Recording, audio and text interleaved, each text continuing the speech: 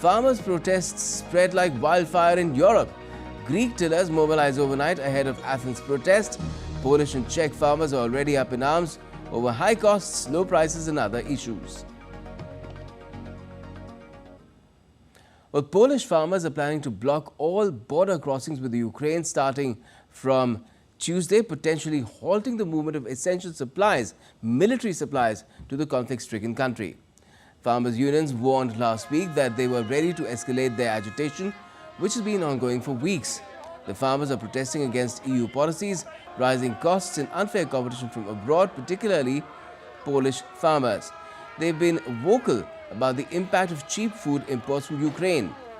The Farmers' Solidarity Trade Union plans on-off road blockades throughout Poland until the 10th of next month. Also, hundreds of Czech farmers drove their tractors into capital Prague on Monday outside the Agriculture Ministry as they joined protests against high energy costs, stifling bureaucracy and the European Union's Green Deal. The government has said the organizers of Monday's demonstration have little to do with real farming.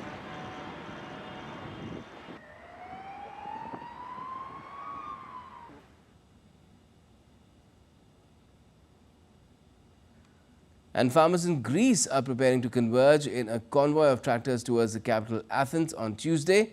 The group is set to park their tractors in protest outside the country's parliament building. Like their European counterparts, the farmers have been protesting for weeks over issues including high production costs and losses suffered from the effects of climate change.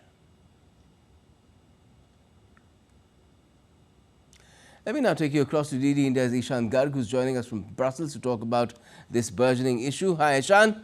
Farmers seem to be on the warpath in multiple EU member nations. The situation seems to be coming to a head in Poland. It can be devastating at some levels for Ukraine. How are the respective governments dealing with these issues?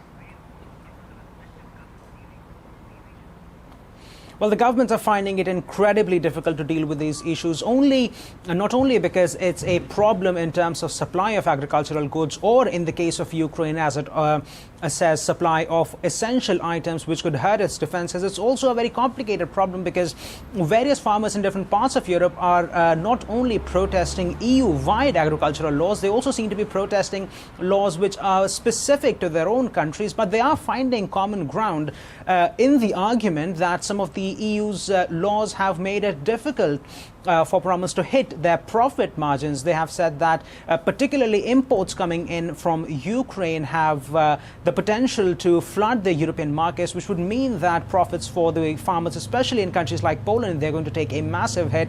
And because of that, they have launched this massive protest, which is expected to last for another 3 weeks at the very least.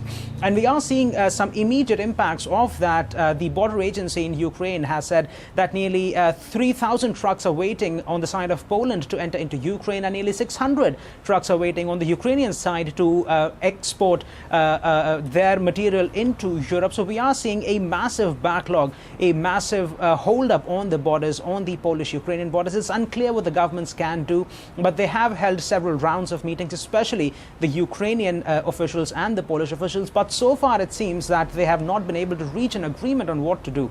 Okay. And what has the EU itself been doing about it? Because some of the farmers' grievances stem from, as you mentioned, the EU farm policies. Absolutely. So EU's position has been to provide more help to the farmers. It has already announced that it's going to cut its limit of pesticides by 50% to help the farmers.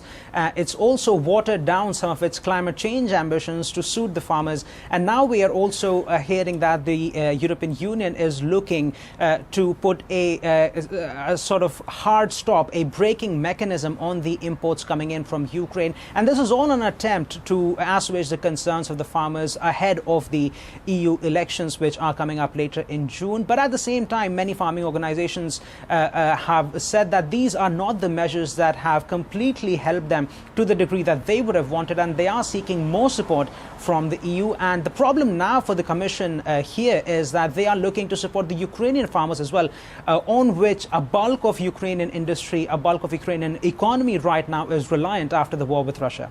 Well, certainly. Well, let's hope that some sort of a breakthrough emerges. Otherwise, things could get tough for Ukraine, which is already in quite a hard spot after losing certain territory which it had earlier liberated from Russia. Thanks for joining us for the moment.